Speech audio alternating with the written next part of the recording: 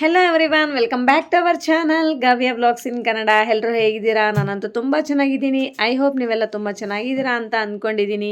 ಇದು Friday morning vlog. ಇಲ್ಲಿ ನಾನು ಡೈಲಿ ಮಾರ್ನಿಂಗ್ ಬಿಸಿನೀರಿಗೆ ಲೆಮನ್ ಜ್ಯೂಸ್ ಹನಿನ ಹಾಕ್ಕೊಂಡು ಕುಡಿತಾ ಇರ್ತೀನಿ. ಆಮೇಲೆ ಇವತ್ತು ನಮ್ಮ ಮನೇಲಿ ಸ್ಪೆಷಲ್ಲು ಮಲ್ಟಿಗ್ರೈನ್ ಮಸಾಲ ದೋಸೆನ ಪ್ರಿಪೇರ್ ಮಾಡ್ತಾ ಇದ್ದೀನಿ. ತುಂಬ ಈಸಿ, ಟೇಸ್ಟ್ ಅಂತೂ ತುಂಬ ಸಖತ್ತಾಗಿರುತ್ತೆ. ಆಮೇಲೆ ವೆಯ್ಟ್ಲೆಸ್ ಆಗಬೇಕು ಅನ್ನೋರಿಗೆ ಈ ವಿಡಿಯೋ ಖಂಡಿತ ಯೂಸ್ ಆಗುತ್ತೆ. ಸೊ ಬನ್ನಿ ನೋಡೋಣ ಹೇಗೆ ಪ್ರಿಪೇರ್ ಮಾಡೋದಂತ. ಇಲ್ಲಿ ಫಸ್ಟ್ ನಾನು 1 ಕಪ್ ಅಷ್ಟು ರೇಷನ್ ಅಕ್ಕಿನ ತಗೊಂಡಿದ್ದೀನಿ. ಅದೇ ನಾವು ನಾರ್ಮಲ್ ದೋಸೆಗೆಲ್ಲ ಹಾಕ್ತಾ ಇರ್ತೀವಲ್ಲ, ಸೊ ರೇಷನ್ ಅಕ್ಕಿ ಅದು 1 ಕಪ್ ತಗೊಂಡಿದ್ದೀನಿ. ಇದು ಸುಮಾರು 100 ಗ್ರಾಮ್ಸ್ ಇರುತ್ತೆ. ಇವಾಗ ಇನ್ನೊಂದು ಚಿಕ್ಕ ಕಪ್ ತಗೊಂಡು ಈ ಕಪ್ಪಲ್ಲಿ 1 ಕಪ್ ಅಷ್ಟು ರಾಗಿನ ತಗೊಂಡಿದ್ದೀನಿ. ಆಮೇಲೆ 1 ಕಪ್ ಹೆಸರುಬೇಳೆ, 1 ಕಪ್ ಕಡಲೆಬೇಳೆ, 1 ಕಪ್ ಉದ್ದಿನಬೇಳೆ, 1 ಕಪ್ ಹೆಸರು ಕಾಳು, 1 ಕಪ್ ಸಜ್ಜೆ, 1 ಕಪ್ ಜೋಳ, 1 ಕಪ್ ತೊಗರಿಬೇಳೆ, 1 ಕಪ್ ಅವಲಕ್ಕಿ.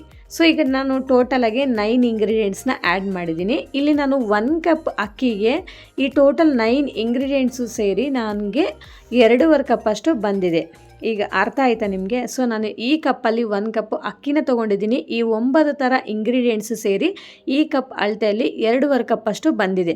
ನಿಮಗೆ ಈ ಇಂಗ್ರೀಡಿಯೆಂಟ್ಸಲ್ಲಿ ಏನಾದರೂ ನಿಮಗೆ ಬೇಡ ಅಂತಂದರೆ ನೀವು ಖಂಡಿತ ನೀವು ಸ್ಕಿಪ್ ಮಾಡ್ಕೋಬೋದು, ಓಕೆನಾ? ಇನ್ನು ಲಾಸ್ಟಲ್ಲಿ ನಾವು 1 ಟೀ ಸ್ಪೂನಷ್ಟು ಮೆಂತ್ಯ ಕಾಳನ್ನು ಹಾಕ್ಕೊಂಡು ಇದನ್ನೆಲ್ಲ ಚೆನ್ನಾಗಿ ಮಿಕ್ಸ್ ಮಾಡಿಕೊಂಡು ಒಂದು 2-3 ಸಲ ಚೆನ್ನಾಗಿ ಕ್ಲೀನ್ ಮಾಡಿಕೊಂಡು ನಾವು ನೀರನ್ನು ಹಾಕಿಬಿಟ್ಟು ಒಂದು 6 to 8 ಅವರ್ಸ್ ನೆನೆಯೋಕ್ಕೆ ಬಿಟ್ಬಿಡೋಣ.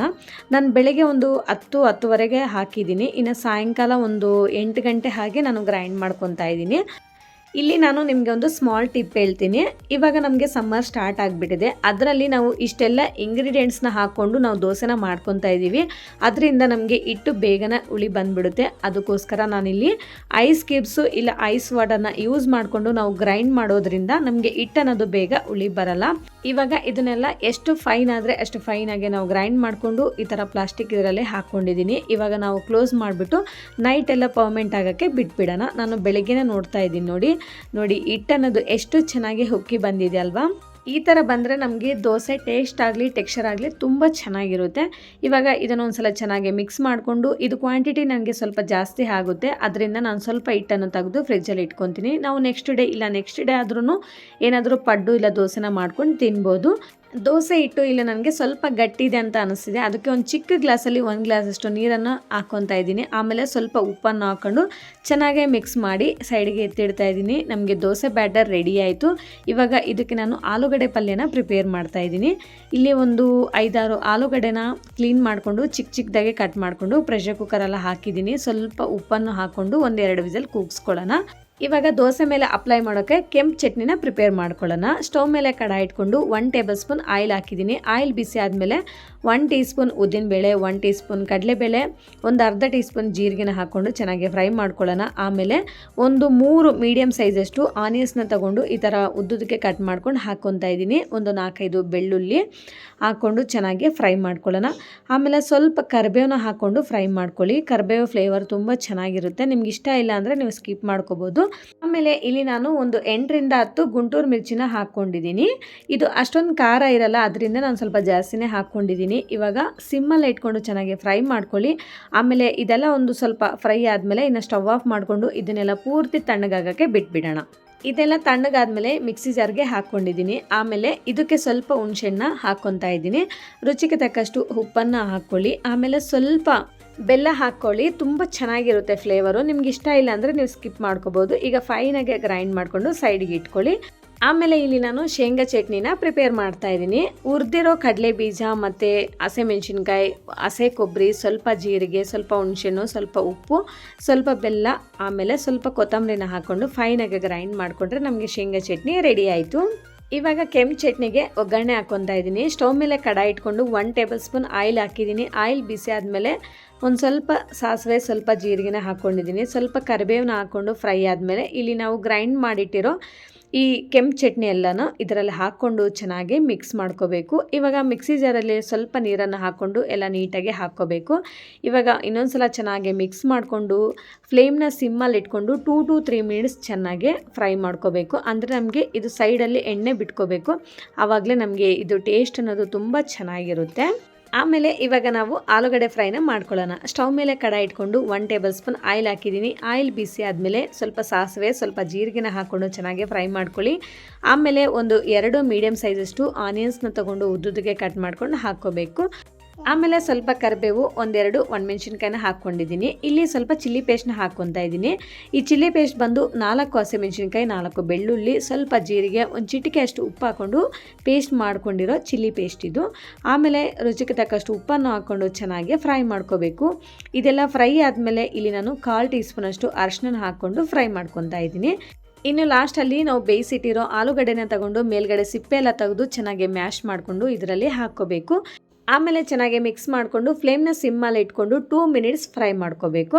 ಇನ್ನು ಲಾಸ್ಟಲ್ಲಿ ಸಣ್ಣದಾಗೆ ಹೆಚ್ಚಿಟ್ಟಿರೋ ಸ್ವಲ್ಪ ಕೊತ್ತಂಬರಿ ಸೊಪ್ಪನ್ನು ಹಾಕ್ಕೊಂಡು ಚೆನ್ನಾಗಿ ಮಿಕ್ಸ್ ಮಾಡ್ಕೊಳ್ಳಿ. ಇಷ್ಟೇ ನಮಗೆ ಆಲೂಗಡ್ಡೆ ಫ್ರೈ ಅಂತೂ ರೆಡಿ ಆಯಿತು. ಸಿಕ್ಕಾಪಟ್ಟೆ ಹೈಟ್ ಆಗಿಬಿಟ್ಟಿದ್ದಾರೆ. ಯೂನಿಫಾರ್ಮ್ ನೋಡಿ ಎಷ್ಟು ಮೇಲಕ್ಕೆ ಆಗ್ತಿದೆ ಗಮ್ಮಿ. ಅದು ಎಷ್ಟು ಹೈಟ್ ಆಗಿದೆ ಗಮ್ಮಿ. ಏನು ಹಂಗೆ ಮಾಡಬಾರ್ದು.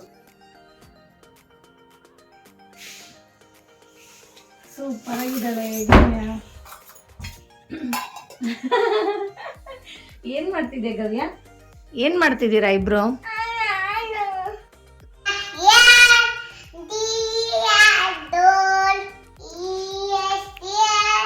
ಏನು ಮಾಡ್ತಿದ್ದೆ ಗವ್ಯ? ನೋಡಿ ಇಲ್ಲಿ ಏನು ಮಾಡ್ತಿದ್ಯಾ ನೋಡಿ. 9:30ಗೆ ಎದ್ದಿದ್ದಾಳೆ ಗವ್ಯ. ನೀರು ಕುಡ್ದು ಆರಾಮಾಗಿ ಆಟ ಆಡ್ತಾ ಇದ್ದಾಳೆ. ಟಿಫನ್ ತಿನ್ನಲ್ವಾ ನೀನು? ದೋಸೆ ತಿನ್ನಲ್ವಾ? ಮತ್ತೆ ಬಾ, ಮತ್ತೆ ಬೇಗ ಬ್ರಷ್ ಮಾಡಿ ಸ್ನಾನ ಮಾಡಿ ದೋಸೆ ತಿನ್ಬೇಕಾಯ್ತಾ? ಓಕೆ ಓಕೆ, ಬಾ ಬಾ ಬಾ ಬಾ ಫಾಸ್ಟಾಗಿ ಬ್ರಷ್ ಮಾಡಿ. ಹ್ಞೂ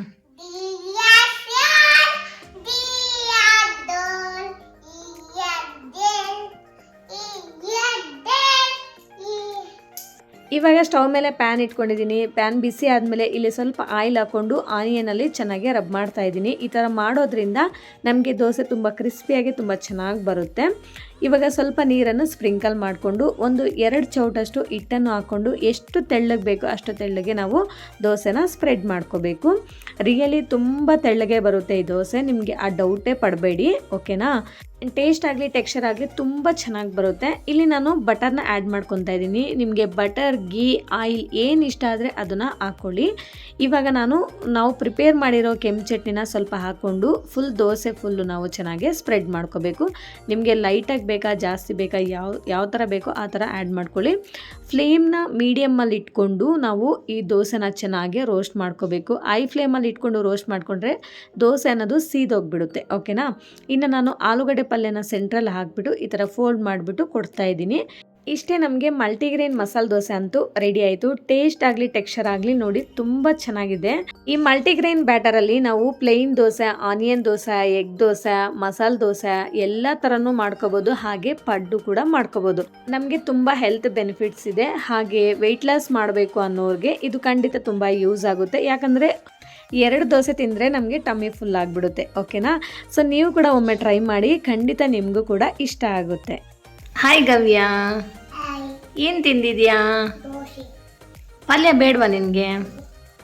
ಬರೀ ದೋಸೆ ಚಟ್ನಿ ಸಾಕಾ? ಓಕೆ, ತಿನ್ನು ಗವ್ಯ, ಎಂಜಾಯ್. ಓಕೆ, ಎಲ್ಲಿಗೆ ಬಂದಿದ್ಯಾ? ಅಂಗಡಿಗೆ ಬಂದಾ? ಬರೀತಾ ಇದೆಯಾ? ಬರೀತಿಲ್ವಾ? ಅದು ಬರೀತೇಳು ಬರೀ. Very good. ನೋಡಿದ್ರಲ್ಲ, ಮಲ್ಟಿಗ್ರೇನ್ ದೋಸೆ ಅಂತೂ ತುಂಬ ಸಖತ್ತಾಗಿತ್ತು ಟೇಸ್ಟು. ನಾನು 2 ತಿನ್ನೋಷ್ಟಲ್ಲೇ ಹೊಟ್ಟೆ ಫುಲ್ ಆಗಿಬಿಡ್ತು. ಟಿಫನ್ ಮಾಡಿಕೊಂಡು ಎಲ್ಲ ರೆಡಿಯಾಗಿ ನಾವು ಶಾಪ್ಗೆ ಬಂದ್ವಿ. ಇಷ್ಟೇ ಫ್ರೆಂಡ್ಸ್ ಇವತ್ತಿನ ವ್ಲಾಗ್. ಈ ವ್ಲಾಗ್ ನಿಮ್ಗೆ ಇಷ್ಟ ಆಗಿದ್ರೆ ಪ್ಲೀಸ್ ಒಂದು ಲೈಕ್ ಮಾಡಿ, ಶೇರ್ ಮಾಡಿ, ವಿಡಿಯೋ ಹೇಗಿದೆ ಅಂತ ಒಂದು ಕಾಮೆಂಟ್ ಮಾಡಿ, ಆ್ಯಂಡ್ ದಯವಿಟ್ಟು ಸಬ್ಸ್ಕ್ರೈಬ್ ಮಾಡ್ಕೊಳ್ಳೋದನ್ನು ಮಾತ್ರ ಮರಿಬೇಡಿ. Thank you for watching. Bye bye.